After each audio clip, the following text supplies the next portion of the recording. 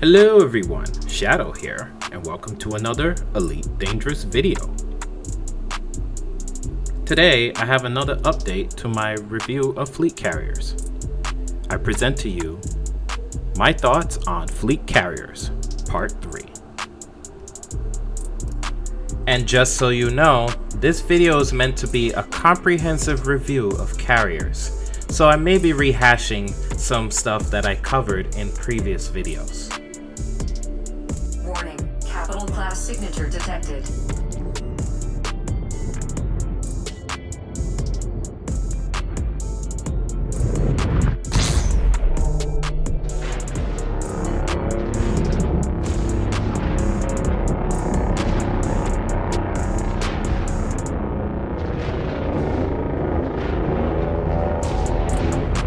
So it's been a few months now that carriers have been released, and there have also been many updates that made multiple changes as well as tweaks since their initial release. As such, my initial reviews are a bit dated by comparison. 07 Commander, docking permission requests are mandatory prior to landing. And considering analytics still show that many people are watching those particular videos, I wanted to give you guys a more updated review of carriers as they are today. So let's first look at the pros of having a carrier. First, it provides a safe space to log off no matter where you are in the galaxy. Granted, if you're deep into the black, pretty much any space is a safe space. However, there's always that small percentage of being found, especially if you're playing on open. You may not want that, especially if you're out in deep space and you're around groups of individuals you don't know and you're not part of an expedition. And it just so happens you run into someone who's on their way to screw up someone's day. It's not common, but I've heard stories, especially if you're on the route to Colonia.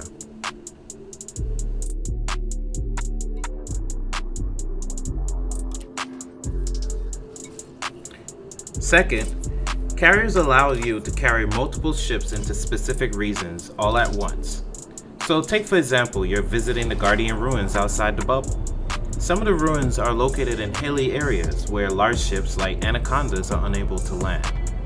Now, rather than traveling all the way back to the bubble to switch ships and getting something smaller, you can just hop over to your carrier, which may be positioned nearby. Even in the same system, swap to something smaller, say a Crate Phantom, and return to the same ruins and land pretty much anywhere. These are another set of benefits that carriers afford you.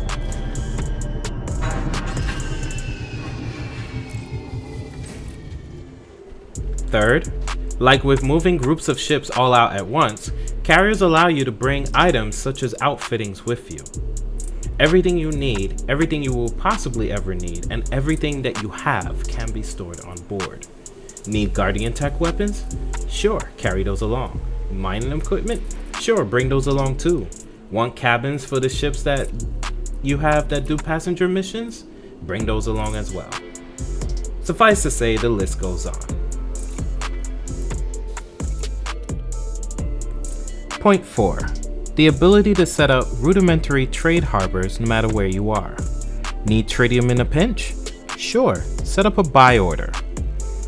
With direct access and control over how much you can purchase and how much you want to purchase it for, carriers afford you the ability to make some sort of passive income on the side.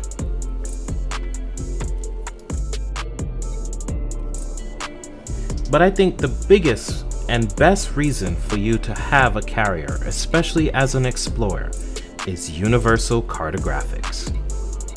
Gone are the days where you have to take months upon months between harbors with the hope of not dying to sell your data in these massive data dumps, which any explorer can tell you can take a while.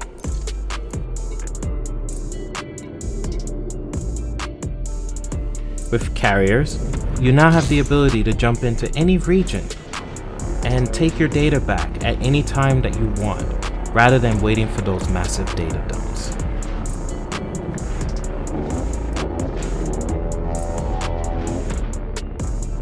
Now there's several other points that I can bring up, but I think these are the main reasons to have a carrier.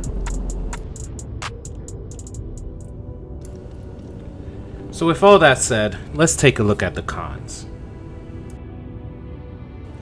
And I'm going to start with the biggest con of them all. It is too damn expensive. It is too expensive to buy at 5 billion credits, and it's too expensive to run. Understand, I am speaking as a casual player. So if you're a casual player like me, who don't have that much time to devote to the game on a regular basis, you're gonna also find the carrier expensive. Like, take a look at the budget screen above here.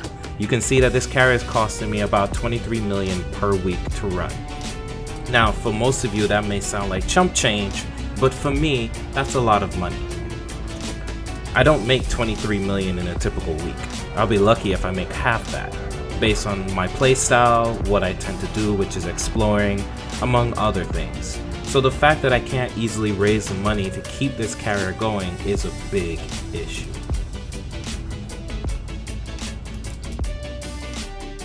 Second con, the jumps. What can I say about the jumps? Route plotting is extremely problematic. The fact that I have to use an external website to plot a route with the carrier is a big problem. Now, yes, it allows me to copy and put it into the game, or even show a route on a virtual Milky Way map, where I can actually see how the jumps are aligned.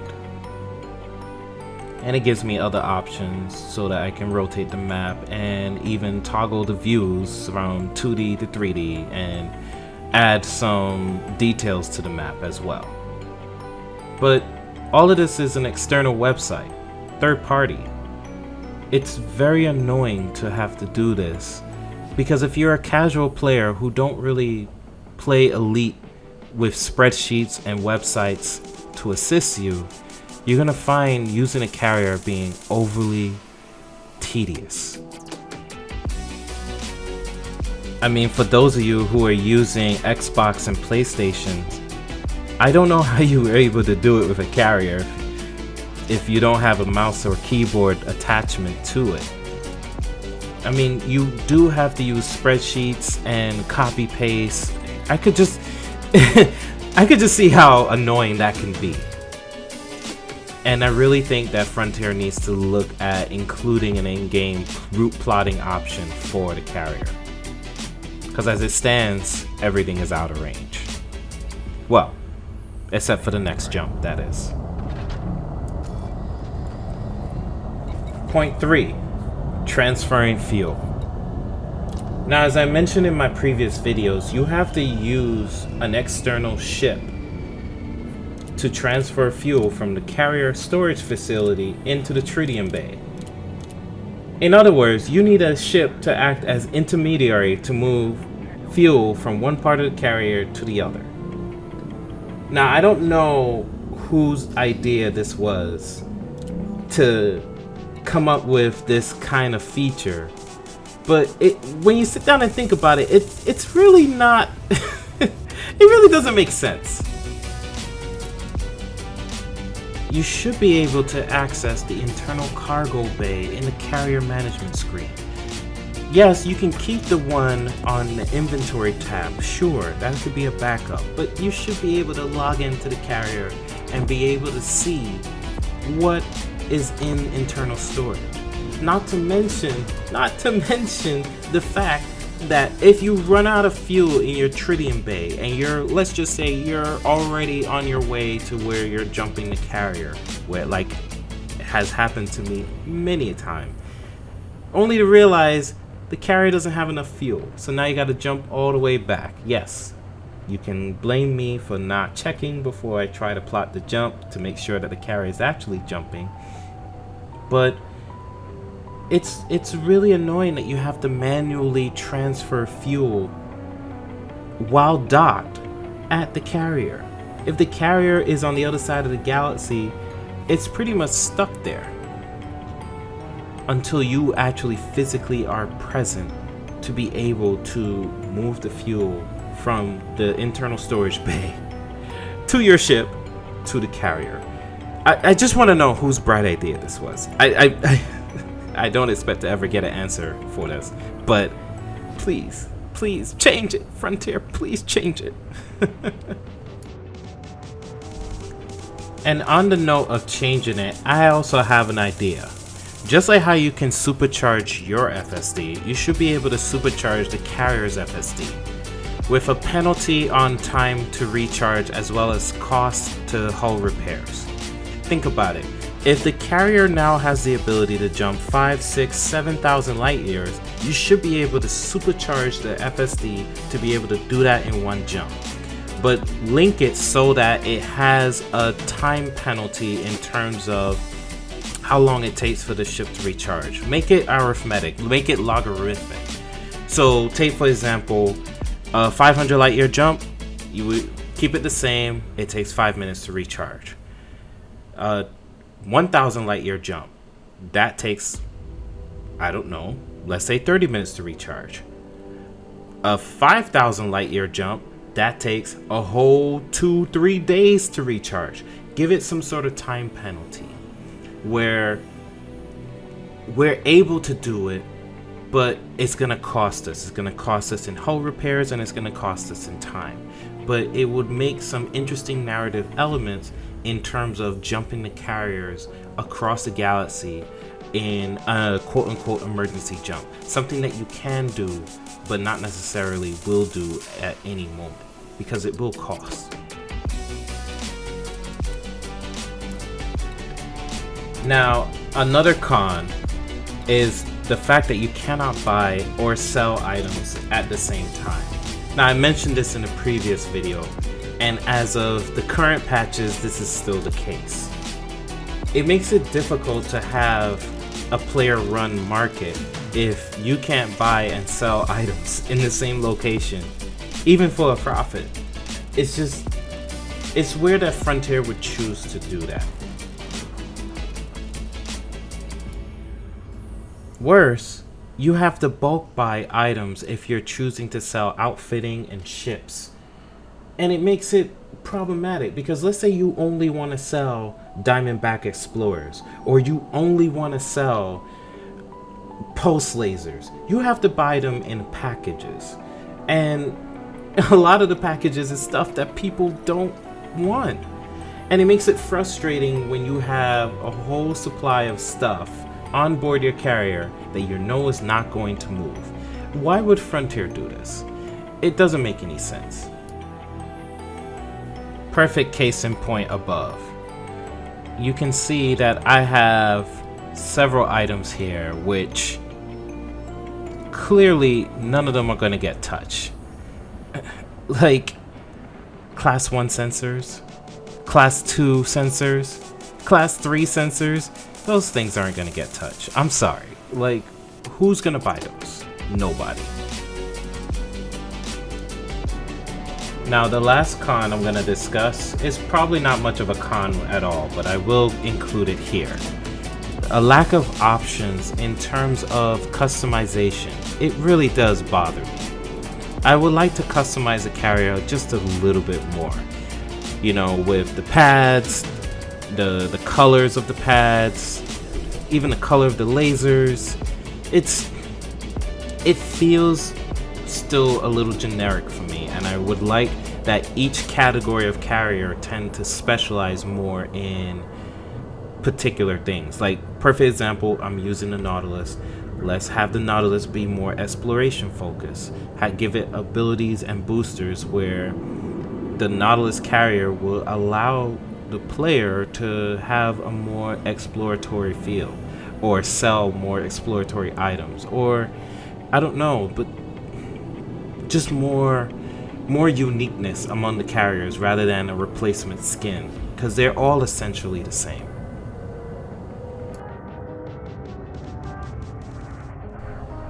So essentially, just give people a reason to choose a Nautilus over a Daedalus, or a Daedalus over a Nautilus. Maybe have the Daedalus have more large pads, whereas the Nautilus only has 2 or 4. Just give more variety is my whole point. But one thing that all carriers should have in common and I will chuck this in the wishlist category, is the ability to have flights defending the carrier, or even different kinds of flights. So like, perfect example again, utilizing the Nautilus, have an exploration flight where it will jump from system to system, maybe within a certain light year range. You can probably say, I don't know, systems within 5 light years, 10 light years. They'll automatically be visited by AI that are based on the carrier, just performing long-range reconnaissance. These are just some ideas, and it could bring back preliminary information based on those systems to your carrier, so you'll already know ahead of a time that a particular system may be of interest, and you have to go there to actually do a more in-depth survey of the system. Those kind of mechanics would make carriers really cool. But keep in mind, that would only be for exploration carriers only. Something like a mining carrier will probably seek out rings in the system and let you know that a particular ring may have particular types. A combat carrier will have combat flights defending it throughout the system. You know, make carriers unique, and make that service something that you have to pay for. It doesn't automatically come with the carrier, so it gives a player incentive or not to work towards.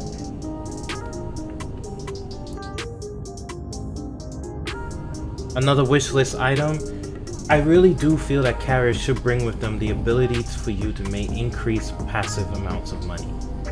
Now, I'm not saying that it should be obscene, but for a casual player like me, 25 million a week is excessive amounts of money.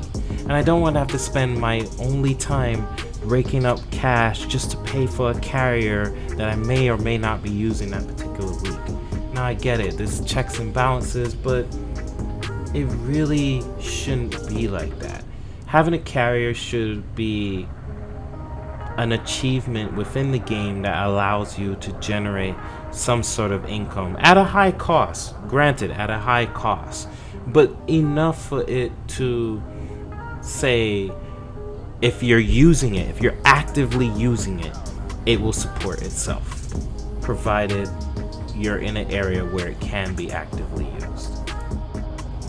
Another wish list item, fleet tenders. It would have been so great if they actually included the support ships for the carrier. It would have been nice to have a frigate or supply ship come out into the black that can visit the carrier, help refuel it, help do surveys, even a science ship help do research. It would be awesome. Make it another service that the carrier pilot has to pay for, or even a ship that they have to purchase. Maybe not as expensive as the carrier, but make it expensive. These things would bring more dynamics into the game. So if all that's said and done, would I still recommend having a carrier? Well, as I mentioned in my first initial video, I'd go with yes, asterisk. You have to know the reason why you need a carrier. And I will say certain playstyles, for example exploration and even mining, are far more suited for carrier play than all the other playstyles. But the biggest con for me is the lack of ability for you to set up your own market hubs. I really wish Frontier would have allowed us to do so. Because as it stands right now, carriers are still a huge financial sink, requiring massive sums of money to not only purchase, but to maintain. And because of that, it requires a lot of time and effort to do so. Well, that's all for today. I want to thank you guys for watching. If you enjoyed what you saw here today, please give it a like. It really does help my channel. I truly hope I was able to answer many questions that people don't generally talk about when it comes to carriers. If you have any more questions whatsoever, I'll post a link to my Discord below, and please feel free to join the discussion with any comments and suggestions or any ideas. I will also be releasing additional information regarding the upcoming expedition to the Galactic Core. I want to be able to give you guys enough time to start prepping for it. But until then, stay safe, and I'll see you all in the black.